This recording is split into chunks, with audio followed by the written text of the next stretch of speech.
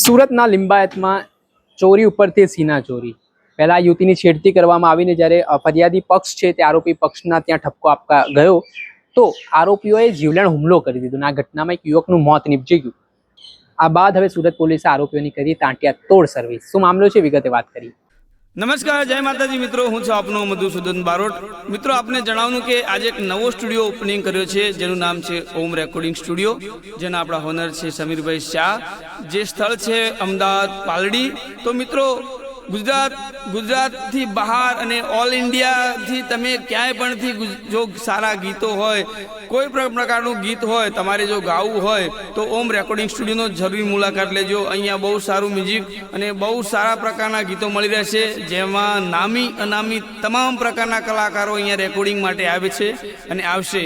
તો જલ્દીથી જેટલું બને એટલું આ ઓમ રેકોર્ડિંગ સ્ટુડિયોનો કોન્ટેક્ટ કરો, પાલડી. દર્શક મિત્રો, સ્કાયનેટ મીડિયામાં આપનું સ્વાગત છે.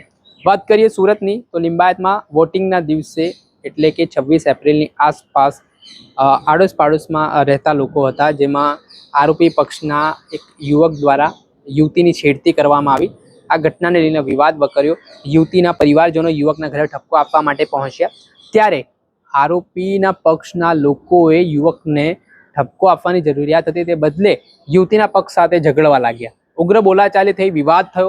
આટલામાં લાકડા અને ધોકાને છરી વડે આ આરોપી પક્ષના લોકો છે તે યુવતીના પક્ષના ઘરે પહોંચીને માર મારવામાં આવી, જેમાં યુવતીના પિતા છે તેમનું મૃત્યુ નીપજ્યું. આ ઘટનાથી ઘેરા પ્રત્યાઘાત પડ્યા. મામલે સુરતના લિંબાયત પોલીસ સ્ટેશનમાં હત્યા અંગેનો પોલીસે ગુનો નોંધ્યો. તપાસના ધમધમાટની શરૂઆત કરીને ગણતરીના કલાકોમાં આ 5 આરોપીઓને પોલીસે દબોચી લીધા બાદ આજે આરોપીઓની ટાંટિયા તોડ સર્વિસ પણ કરવામાં આવી. એ સમગ્ર ઘટનાના પહેલા દ્રશ્ય જોયું.